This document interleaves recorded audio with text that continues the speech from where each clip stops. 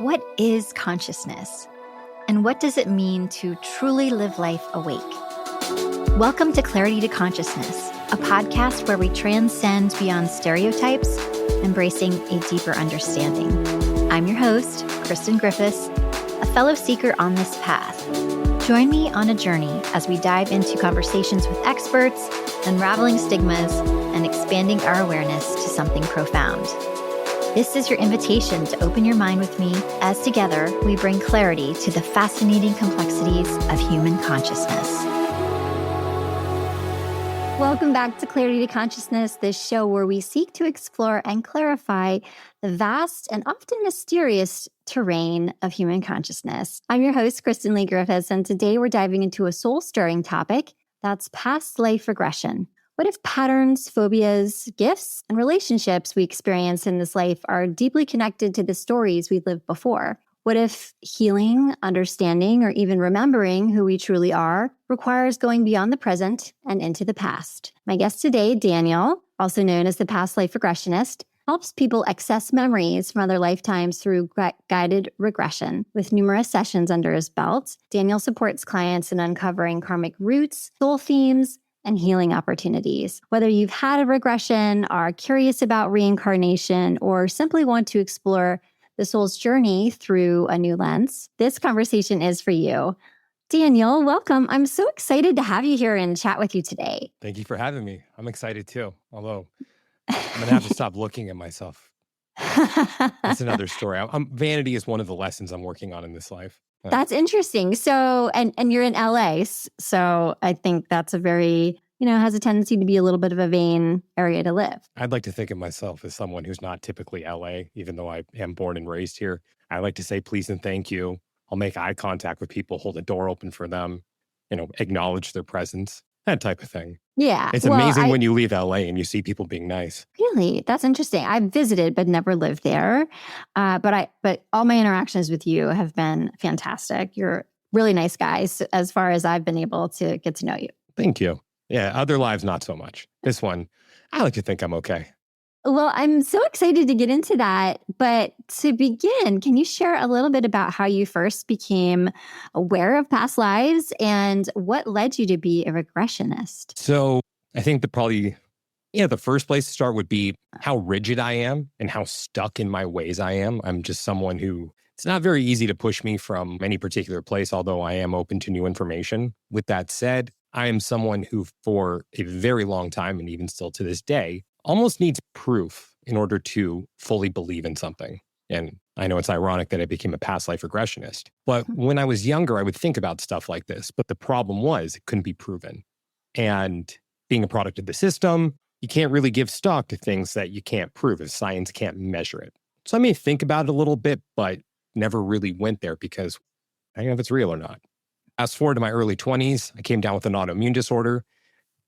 And I put all my faith and belief in Western medicine. And I'm like, it's going to do it, because then all the doctors say, we're going to fix you. And time after time, I would come up empty. And after about 6 years at that point, I finally came to this place where I'm like, you know what?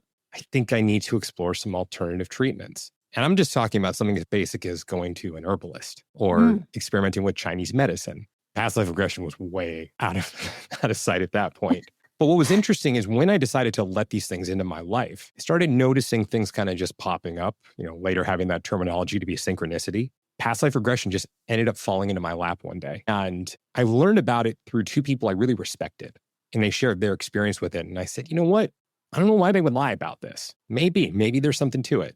So I thought about it. I gave it a try. And it just completely changed my life. Now, I'm going to be the first to admit that when I was doing my research on it, I did see a lot of information saying that it can cure illnesses, and it can cure disease, and it can fix a lot of things. So I went in with an expectation that I was going to walk out of that session healed. That didn't happen. I know it's the best thing for me to say for that, but I also think it would have been too easy if I walked away healed, because I may have just gone on with my life at that point. But what happened for me was something that was much more profound, which was I had a shift in perspective. So I walked out of that first session a firm believer in past lives. And I think it's always important to differentiate between belief and knowing. The knowing being where you can prove it, where it's factually true. I couldn't prove it, but it was so profound that my belief system changed to, yeah, I'm on board with past lives. I fully believe it. I believe in past lives. So by default, I believed in future lives. So I walked away saying, you know what? Next time it could be better. It could be worse. These are the cards I've been dealt this time. So how am I going to play them? And when I looked in the mirror, I no longer saw a sick person. I just saw someone who had to deal with some stuff. So that was huge for me, to not view myself in that way and to not be limited by my limitations. They just were. It was what it was. And there were other things that I could do. So over the next year, I tried past life regression a few more times, still was loving it. And I had been thinking about getting certified. And then my past life regressionist said, I think you should get certified. I think she also just wanted me to do sessions for her. But I decided to do it because, one, being in LA, traffic is a big thing. I was pretty tight-lipped about trying past life regression because, I didn't want people to think I was weird. But the couple people that I did tell about it, I really wanted them to go try it. But she lived about 20 miles away from me, and 20 miles can be a couple hours. So they're like, no, but you don't understand. It's incredible. You really won't take the couple hours? No. Okay, so one of my motivations was to bring that experience to the people that I cared about. Another one was I just thought it was really cool. So I found it fascinating at that point to be on the other side of it and to also get to know someone on a much deeper level. Because even when you're in therapy, your therapist gets to know who you are in this life. I get to understand who you are in this life and where you've been in others, which I just find fascinating. And I think most importantly, I wanted to make sure that I wasn't being duped. So I went through the same exact certification process that she went through. And I came out of it saying, you know what?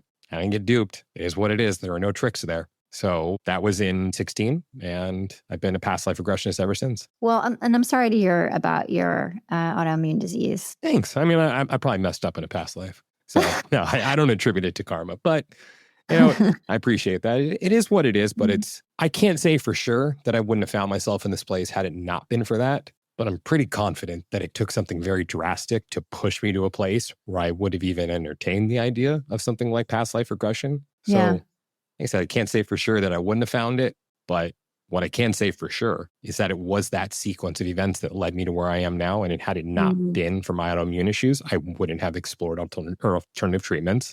Yeah. I wouldn't have had a need to. Yeah.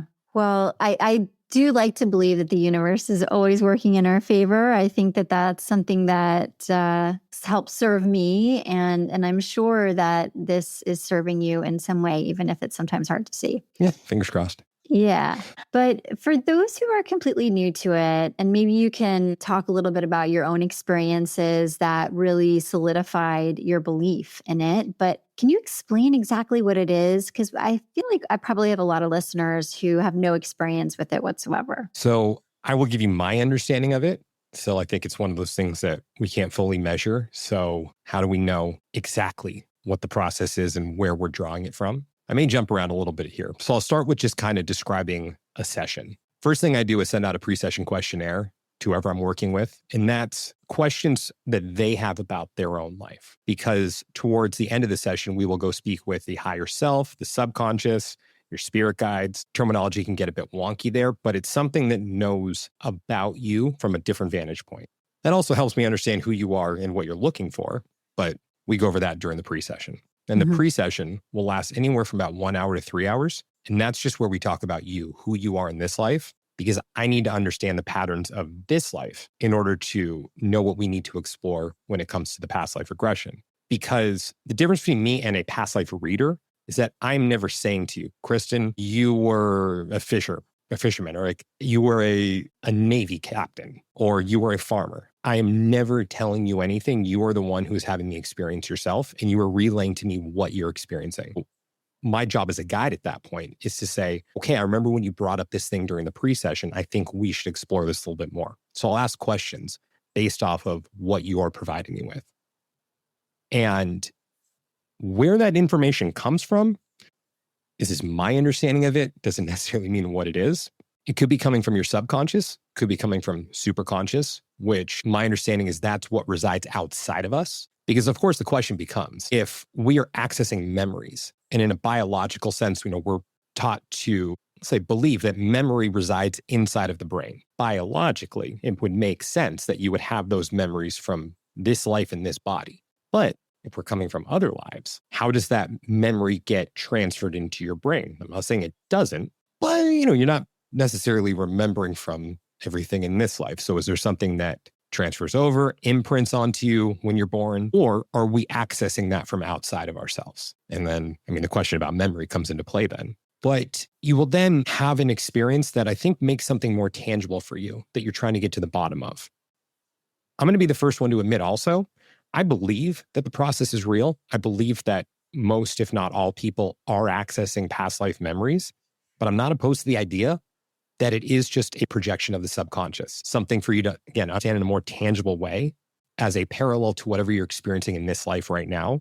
So you can identify the problem and relate to it in that more tangible way. Because I think a lot of the issues us dumb humans run into, just speaking for myself there, where I feel like I need to understand in order to move forward. And if I don't understand what the issue is, well, I can't move forward then. Then again, maybe it's a convenient excuse that I use. But I think that's where the real magic happens, is in the gathering of the information in the past life regression, because it's about what you decide to do with that information once it's presented. Just say, for example, you're in a very difficult relationship and you are able to identify this person in other lives and seeing that there's a pattern there. Then you have the opportunity to say, you know what? I want to break this pattern.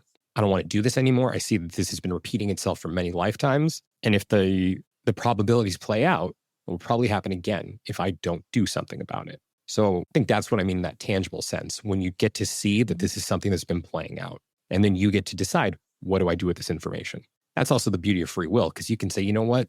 I don't want to do anything. I don't know why you wouldn't want to do that. I don't know if you want to kick the can down the road to another life, but that's the beauty of the process, is you are your own authority. And I have no control whatsoever over what you do with the information, which also means I'm not here to heal you. You're here to heal you. You are the one who has the power to do all of that, and it's your choice. So then we will move to the higher self portion, or the subconscious, superconscious portion. And what we're basically doing at that point is unlocking access to a part of your brain that you don't have access to in your normal waking state.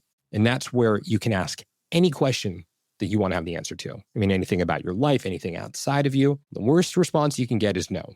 No, it's not the time to know that. You will understand later. But most, if not all, questions are answered. And I will say, for the no responses, I think people get it. I think sometimes there may be a little disappointment with an expectation that was going to be answered, but it's okay. I get why now is not the right time, which is my very long-winded way of saying I'm pretty sure there's something outside of us that knows what's best for us in that moment and what we're ready to receive, what we're ready to handle.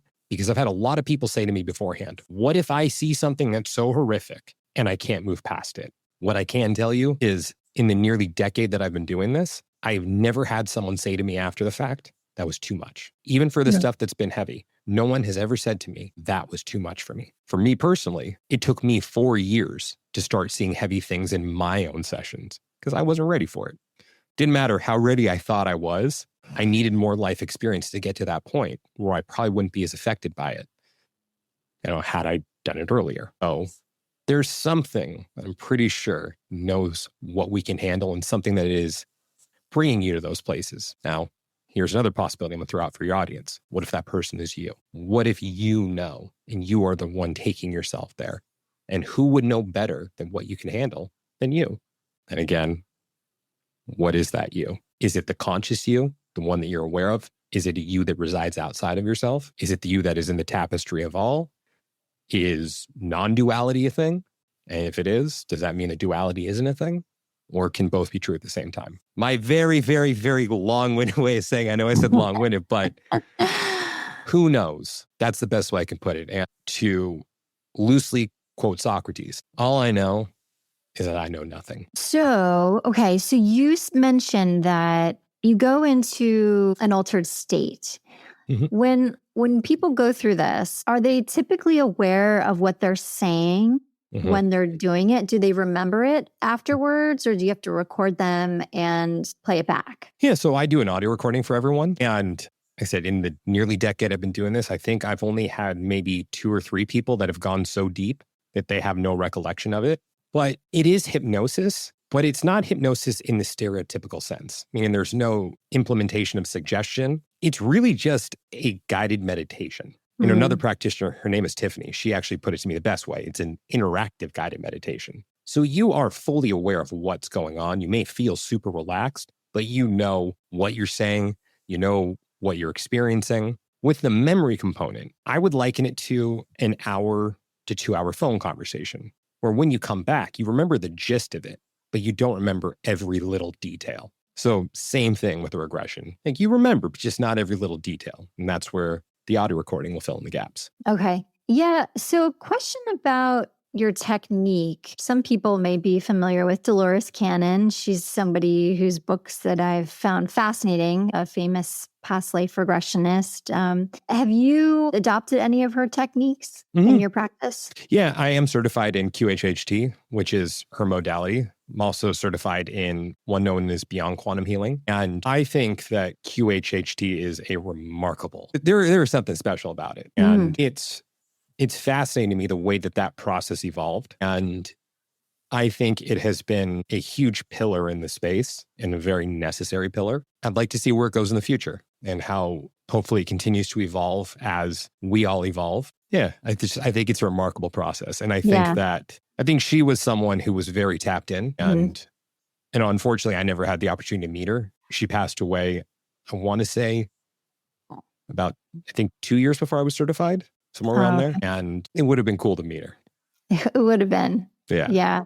She's a force. You see a lot of videos online about her. If any listeners haven't delved into Dolores Cannon's work, she's pretty remarkable. Her books are fantastic. So can you walk us through maybe one of your experiences, if you don't mind sharing? And if it's too personal, I totally understand. Just to kind of give a sense of the kinds of things people may uncover, like maybe some examples. My own personal sessions? Yeah, if you don't mind sharing. Where do I start? It's funny you bring that up because out of all the interviews I do, I'm rarely asked that question. Really? So, well, I'm just so good at my job here. Yeah. I mean, hats off.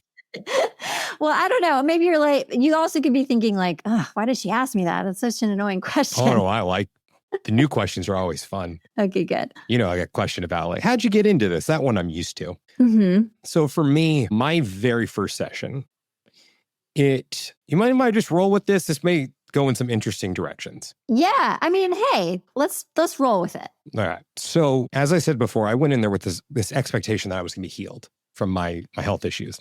Didn't happen. Mm-hmm. Totally cool. Although it would have been nice, but totally cool. I mean, yeah. Yeah. I was someone who had a lot of internalized anger. It was something I never really expressed outwardly. I just would suppress everything. So I was carrying around all of this anger. And that was one of the first things that was gone.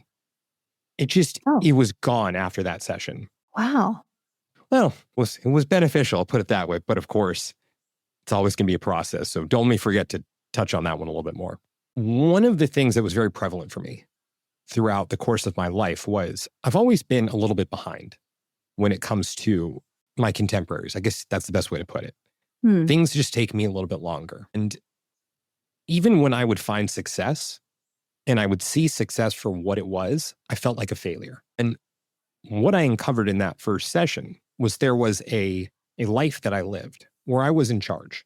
And the best way I can, kind of tee it up is we'll just say it was like a village that I was the chief of or the leader of. And I went to confront the opposing leader to put an end to their bombardment of us. Once I did that and basically put an end to it, I had also found out at that point that the proverbial button had already been pushed. And while I was gone, the attack was sent. So even though I defeated this person and succeeded in that, I was a failure because I didn't get there soon enough or I wasn't able to stop it. So there was this correlation with even though there's success, you still feel like a failure. So once I saw that, I was able to then walk away from the situation in this life and say, now I can see a success for what it is, a win. I see a failure for what it is, a failure or a lesson, something to grow from. So that's what really changed for me in that first session. Now with the anger component. Yeah. This is something that I think is really important to take into consideration for everyone listening right now, everyone who's on a spiritual path. Don't buy into the crap. Don't buy into all the fluffy stuff and the whole you're here to rise above being a human. Maybe, but when I came around to all this and was starting to, dig in, and the lessons were just like, oh no, if you have negative emotions, then you're not evolving. You're not on this path of ascension. You're not a spiritually evolved being. You're a human having a 3D experience. You're going to be stuck in the old earth. Mm-hmm. I played into that. Yeah. So with that, what I often say to people before a session with what we have the capacity and capability to do is I say, I want you to picture a mountain right now. You got to walk up that mountain and you have a backpack full of rocks. What we can do is we can empty that backpack for you. So it's not as difficult for you to climb up the mountain. You still have to climb up the mountain, but it's just not going to be as hard. But on the way up, it's your responsibility that that backpack does not fill up with rocks again, because somehow rocks are going to fall in your backpack in this example. So in my eyes, anytime I would have felt anger, I brushed it off because I wanted to be more evolved than that. I didn't want to be low vibrational. And I really prided myself upon not having any more anger because it felt like I had really triumphed over that feeling and I didn't want to go back to it. But as the years rolled on, I came to this point where I realized you're an idiot. You are a fool if you thought you were going to get beyond this. You are a human. You are in a human body. You're going to have human emotions. That's just what it is. I mean, unless you go sit in a cave for your entire life and you have nothing that's going to bother you or hate you from the outside, then you're going to be human. So it was something that I neglected for a very long time. And I realized I was doing myself a huge disservice by not letting myself get angry and not feeling those feelings and just pushing them down. So that's what came out of that session as well. But that was kind of the detriment of it. And again, that was my choice, whether or not I wanted to proceed without feeling anger. Again, I don't think the willpower alone could have done it. I kind of deluded myself into believing that.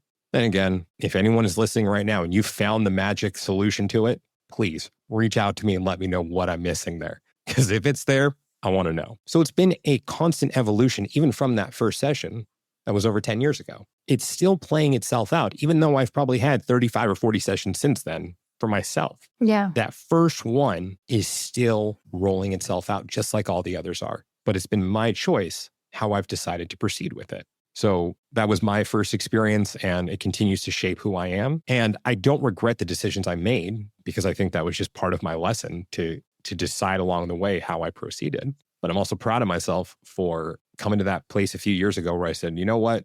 You were an idiot. You were such an idiot. You have the opportunity now to correct it. So, yeah, I mean, I've even had those experiences too, where it's like you want to bypass being human. And then I think after a few years of that, I was kind of like, there's a reason that we're here. I mean, you are here to experience those limitations to learn from them, right? And so you almost have to take those limitations and appreciate them for what they are while you have them. I think we grow from the pain as much as it sucks. And even if you believe that you're here to save the world, you're still human and you're still going to have those human emotions. And even if you believe you came from elsewhere, you're still a human this time around. And be human, feel those feelings. Like you said, don't spiritually bypass them. And this is coming from someone who's done a lot of spiritual bypassing. So, I mean, is your audience familiar with the concept of spiritual bypassing? We've never talked about it. So I think it's worth mentioning. You want to take that one or you want me to? No, I think you should. So my understanding... I don't even know if I know it well enough to explain it. I could give you the definition. I'll just put myself on blast. Okay. So this is where I'm going to sound a little pretentious for a second. That's I okay. think it was 8 years ago. I was in a class that was on spiritual bypassing. And I don't know, there's probably 10 people in the course. And we're all sitting in a circle. And my teacher was talking about this concept. And I'm just sitting there like, oh, crap, this one is. He came around to me. It's like, what's your thought on it? I'm like, it sounds like a waste of time. It was also kind of about shadow work at the time.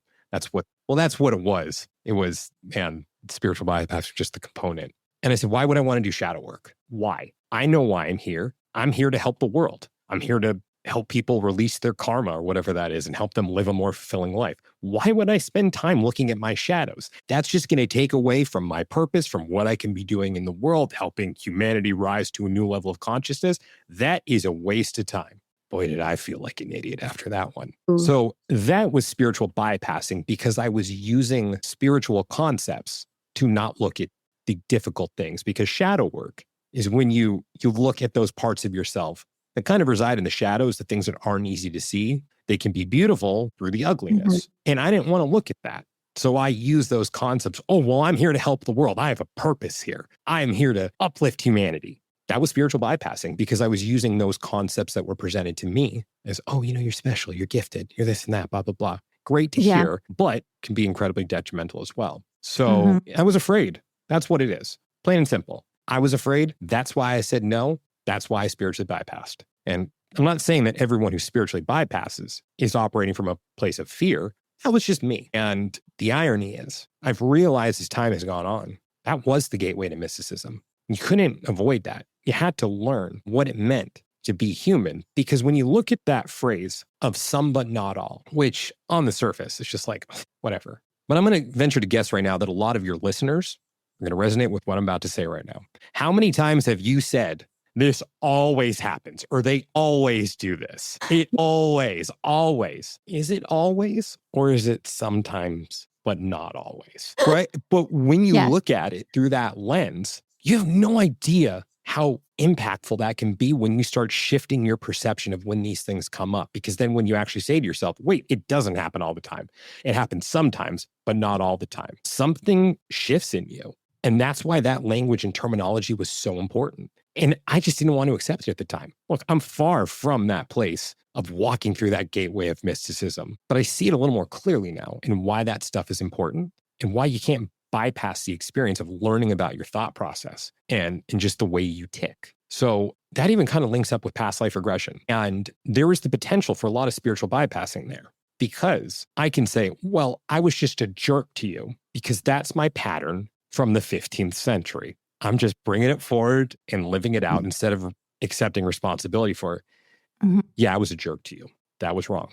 I shouldn't have done that. I'm sorry. I can do better next time. Or, astrology, which I'm a firm believer in, but it's like using that to make excuses and bypass the experience of, no, I was wrong and I shouldn't have done that. Yeah. And it's funny you bring up astrology. I'm like, because I'm an Aries, the god of war. So when you were talking about the anger, I almost said, yeah, I can relate to that. I'm an Aries and and a fire sign. And that comes out sometimes. So I can relate to that. Such important points that you bring up. I am so glad that we talked about it. So thank you for taking a minute to call that out. Oh, it's my pleasure. Something interesting I wanted to ask you in your experience with your clients. Does anyone ever recall a life from Bring it on. Come on.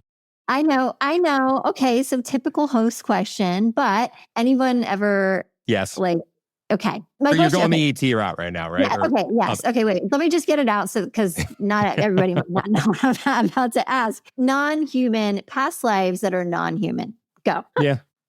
Okay, we can move on now. No, I'm just kidding. No, tell me all about it. I want to know. This is one of those areas that gets tricky also because I know this is what everyone wants to hear. And I think this is also where just thought patterns and terminology become so important because there's a difference between wanting and needing. So the one, of course, the desire is to hear. And don't worry, I'm going to touch on this. Just set it up. Yeah, we want to hear about it, but do we need to hear about it? How does it enhance our human experience other than giving us that potential to wish that we were off world and living a life somewhere else? Maybe. Yes, it happens. I think it has the potential to be beneficial depending on what you do with it.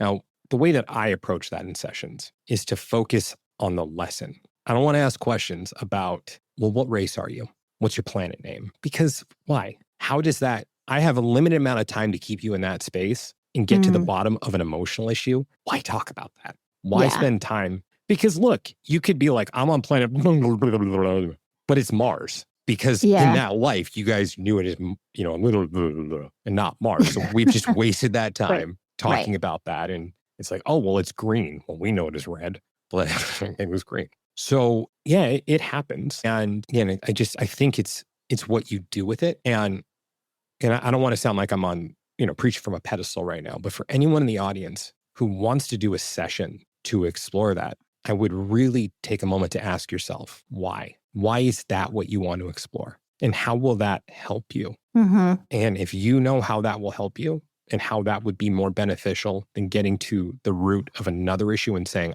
I want to understand why I act this way or why this pattern is here or how I can live a more fulfilling life, I think it's important to ask yourself why you want to explore lives off planet.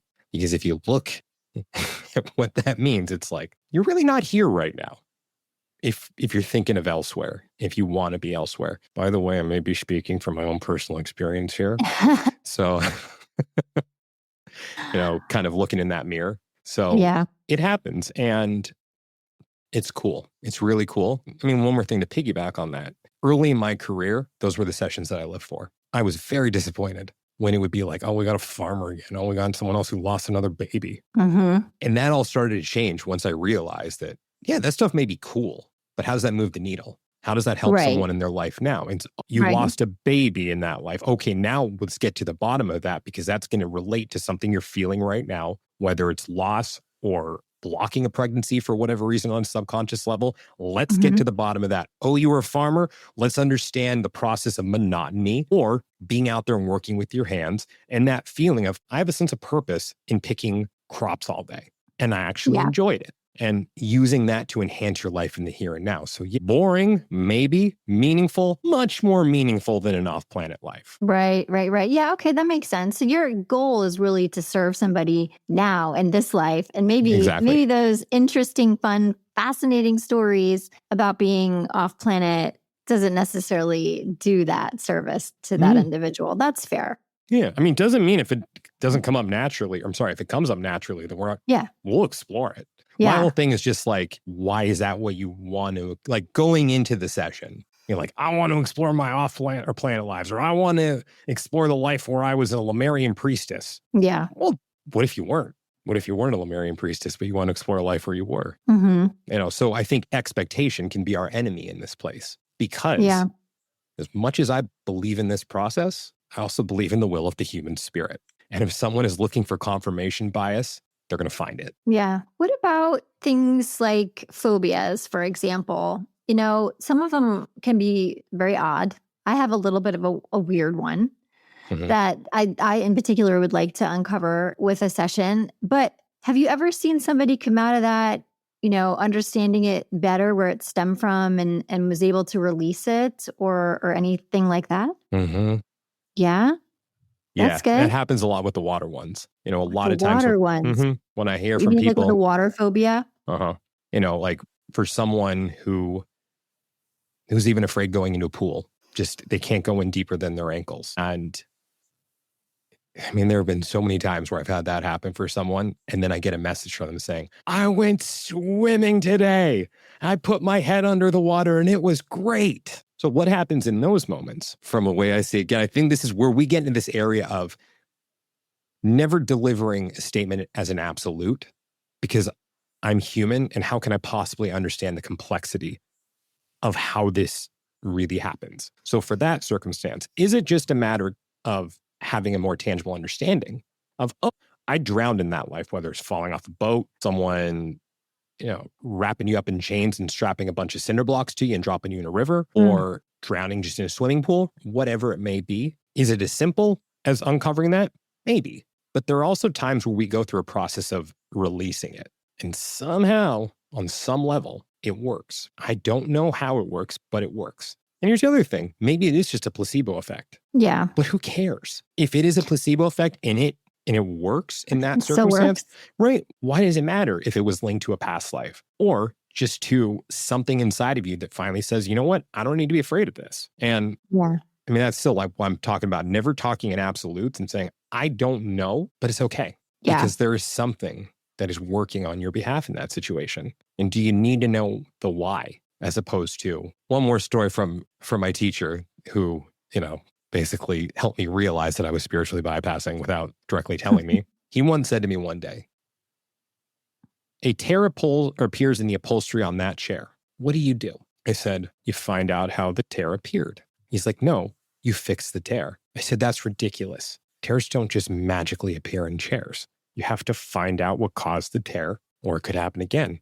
He says, no, you fix the tear. And of course, I'm back and forth. It's like, well, look, you have an arsonist lighting fires. Don't you want to go after the arsonist? I also saw his point. You still got to put out the fires. So I think there's somewhere in between with that, which is just fix the chair. And at that point, the why may not even matter, because maybe that tear will never appear again.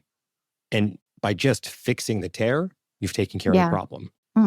It's Still grappling with that one. Yeah. Another thing about the phobia that I wanted to get your thoughts on. So I had read something, I think it was just on Instagram. So, Awesome. that's my source. But I mean, it kind of makes sense. It says that humans are only born with two fears, and then the rest are sort of programmed. One is loud noises, and two is heights. And so for people who develop these fears, fear of speaking in public, water, example, mine, which I'll say it because I'm sure everybody's dying to know what mine is. Mine's weird. Mine's a fear of being around people when they're vomiting. It's a problem. My kid threw up the other night and I was like having a full on panic attack. So it sucks. So That'd be a fun one. No, I know. Sorry. Oh, no, because I'm just thinking, oh man, what would that be like if I that know, was linked right? to a past life? That's fun. I know. Well, so yes, exactly. So I guess my thought is like, how do you know when the trauma was just developed in this lifetime? So, and then like, do you not get a solve for it?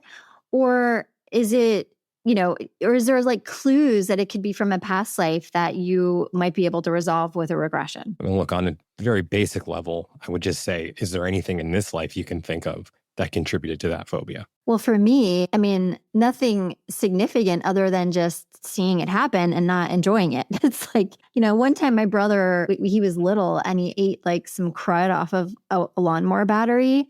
And I think there was probably a heightened sense of fear because it was poison. Mm-hmm. So maybe that was it. But yeah, I don't know. So in that situation, like I would look for every logical explanation as to why you would have that phobia. And then if you're going to come up short, like, look, for the battery, I didn't hear anything about throwing up there. Well, he threw up. He ate it and then he threw up. Okay. So again, without getting too graphic, I'm like, did he throw up on you? And No. I just saw it. Like I just saw that it happened and I was like, I don't know. If I were to guess, I would say it probably comes from somewhere else. Because like the way that I look at it is you can have someone that's going to cry at the sight of a toothpick breaking.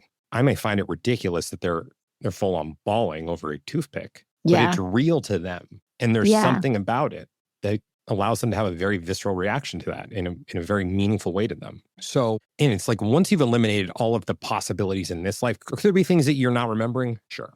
Could there be something you're suppressing? Potentially. But I don't know, for that one, that just seems like one where it's like, it would have been pretty horrific.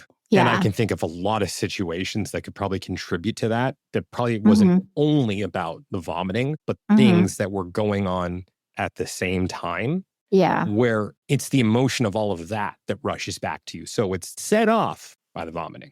Yeah. But what you're feeling is everything else, where it's like, this is way out of proportion. Like, this feels like the end of the world right now. Yeah. Yeah. I wonder if it's like some sort of disease where you're like, it's like rampant. Like, cause I particularly have a strong reaction when I'm afraid it's tied to like some sort of virus, like some disease. So maybe, I don't know. Or that could have been another life. Yeah. For our listeners, I'm going to figure this out and I will do a follow-up. I will let y'all know what ends up happening. Or vomit. I don't think I've ever heard that one before. That, I was like, oh, that would be interesting. Okay. All right. Well, because then me and my vivid imagination, it's just like, I see a room of 10,000 people, or it's like an arena and it's like a comedy movie at that point where okay, I'll just stop right there. Yeah. I mean, those thoughts have occurred to me too. Or it's also being trapped in a situation where I can't get away from it. Mm-hmm. Oh, then you could also, sorry, it's running with, like maybe you choked on your vomit and died from it at one point. And I could just. Okay. Yeah. So it could be something like that. Could be. All right. So I can't believe how fast our time has gone today. I mean, and there's so many other questions I still want to ask you. Do you think that there's anything we didn't cover? Well, I guess, okay. So the one thing I do want to ask, which I think the skeptics out there will want to understand is how can you tell if people are doing it themselves, how can you tell they're not just making it up and, or it's just their imagination? I mean, I guess like what makes it real in these, if you've never done it before, you've never seen it before, what makes it real that people should actually take stock into this type of therapy, I guess you could call it? When you say doing it on their own or Do you mean like a guided meditation recording or? Right. People are telling you, meaning people are telling you what they're seeing or experiencing. How do you know they're not just making it up? Well, I'm never going to say that it can't get past me, but my job is pattern recognition. Yeah. So when a pattern presents itself, I put a lot of stock in the pattern.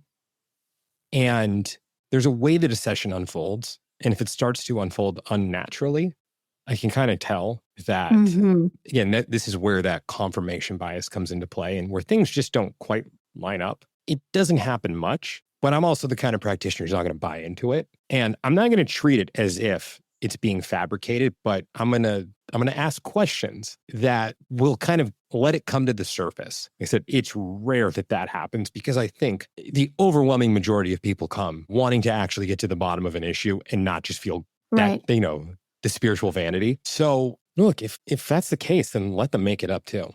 That's my whole thing is if you want to go through this process just so you can make something up, have at it. And I'm not going to encourage it if it becomes very obvious to me that, because yes, it has happened where it's pretty obvious that, but it's only a handful of sessions out of all that I've done in a decade. But that's their lesson too. I mean, I will say to them, well, I don't know. It could have been, but here was my take on it. And then ask, why do you think that was important? Because I think the best thing you can do is ask someone a question. So that's what I'm going to do. And even after the regression, we take time to talk. We're going to debrief. And hopefully whoever's doing the session will walk away wanting to live a more fulfilling life and a more honest and real life. And like I said, confirmation bias can be a tricky thing, but have at it. I think you're only doing a disservice to yourself if you're making that stuff up. Now, here's the other thing. What ends up happening that I find fascinating is there's a thread. Early on in my career, I usually only had people who were seeing 1 or 2 lives. But as time has progressed, most of the people I work with are seeing 3 to 5 lives. I still have people who only see 1, but most people are seeing more. In one session? In one session, yeah. With you? And how long is the session typically? Like when they're actually the whole session is 3 to 5 hours, but the actual regression is 1 to 2 hours. Wow. Okay. And there is a common theme that takes place in lives that look completely unrelated. So to me, there's that indication of here's a thread. And the thread is so damn near perfect. And it's so mundane also. That's the other thing. Because why is someone going to lie about being a farmer? Why are they going to lie about their back hurting when they're out in the fields?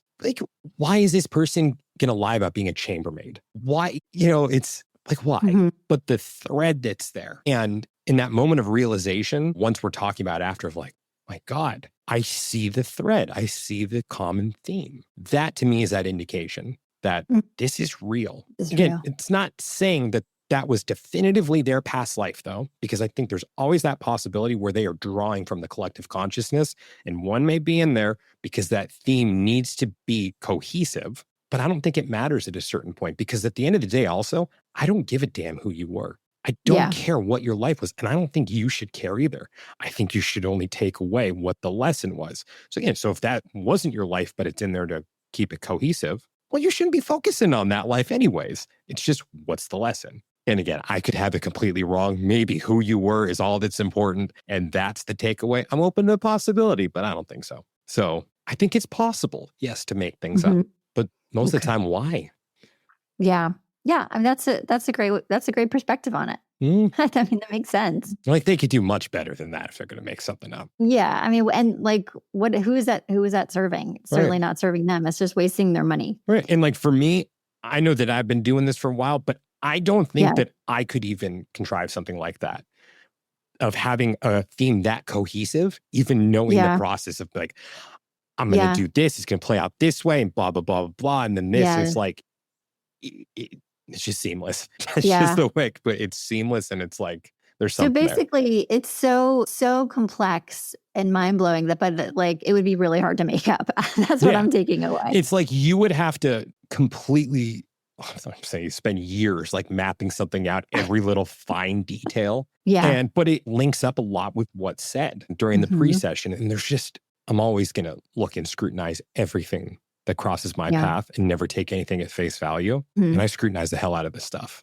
Of course, I don't want to discount it, But I'm always looking for the inconsistencies in any given session, even if I'm fully believing someone, which again is the case most, if not all the time. Yeah. Or sometimes, but not all.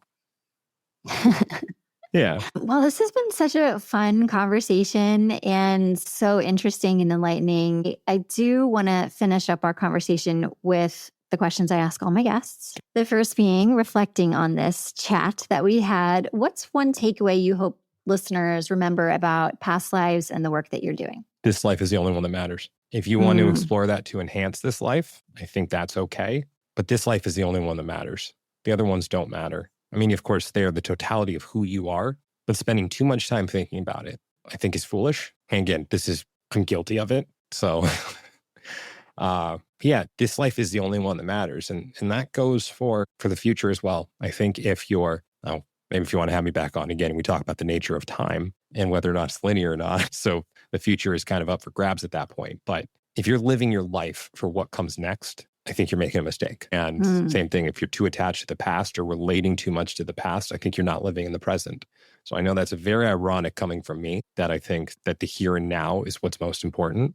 But that's what I hope the takeaway is that where you are now is the most important place. And it's the only one that you can do anything about right now and live a more fulfilling life in the here and now. And also, if you're wanting to uncover a life where you are royalty, massive waste of time, I think, because universally they seem to be the most miserable people around.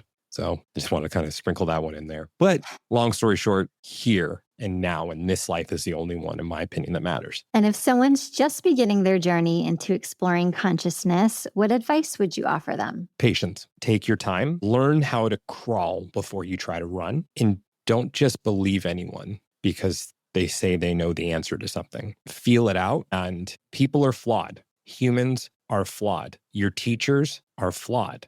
Doesn't mean they're bad people, but every human is flawed in one way or another. I believe that every practitioner in this space, and I'm going to include myself in here, we all have bias in one form or another. We all probably somehow project in one way or another. So we're not perfect. Don't put all your eggs in one basket. I would say that too. Find the middle ground. I think the extremes can be detrimental in many respects, and in spirituality also. I think if you're laying into it too much, then you're not being here and present in this moment. But patience, because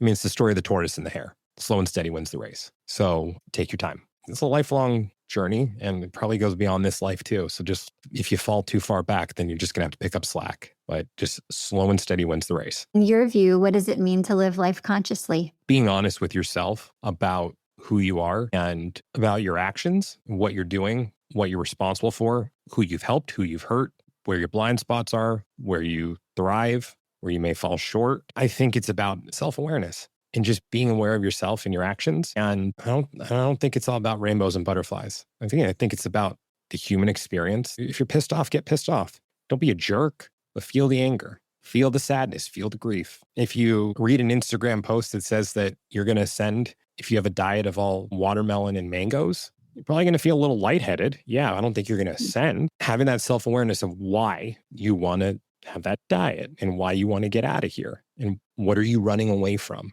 Because I think all of us are running in one way or another, whether that be from something or towards something. But I think we all have our baggage. So I think that's what it means to live consciously. It's just that level of self-awareness and having those moments of reflection and asking yourself the why. Well said. Thank you. Thank you. Thank you so much for being here. This has been so fun. I really enjoyed getting the chance to talk to you. Me as well. Thank you so much for having me. I appreciate all your wisdom. And is there anything else that we didn't chat about that you wanted to share before we wrap up today? Well, I appreciate the comment or the compliment about my wisdom. Again, all I know is I know nothing. I know nothing. I mean, I know I like pizza, but then again, no, I do like pizza. I know that. So maybe there are a couple of things I know. Yeah, I mean, I guess the final thoughts are I have a podcast called Time with Spirituality. If everyone wants to check that out.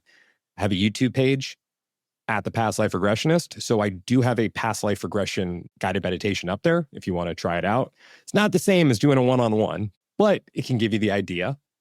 And yeah, I'm on Instagram at the Past Life Regressionist. My website is thepastliferegressionist.com. I have a show on New Reality TV called The Past Life Regressionist. And yeah, I'm looking forward to the future, if in a linear time sense. And Yeah, just so check it out and just thank you for your time.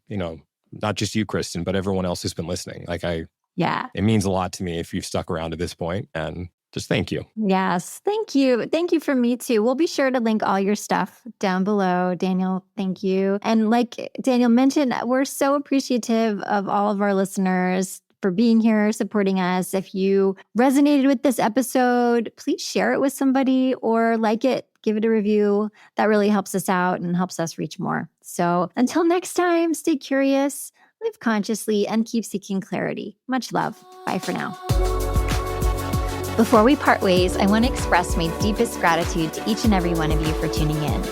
Your curiosity and openness make this journey all the more meaningful. As we navigate the realms of consciousness together, please follow our podcast for more captivating conversations. If you enjoyed what you heard, why not share the love, rate and review on your favorite platform, and help us reach more seekers on this enlightening path. And hey, the conversation doesn't end here. Dive into the show notes for additional insights, resources, and details about today's discussion. Your journey to clarity continues beyond this episode. Thank you so much for being a part of the Clarity to Consciousness community. Until next time, stay curious and keep exploring the boundless possibilities of your consciousness. Take care and much love to you all.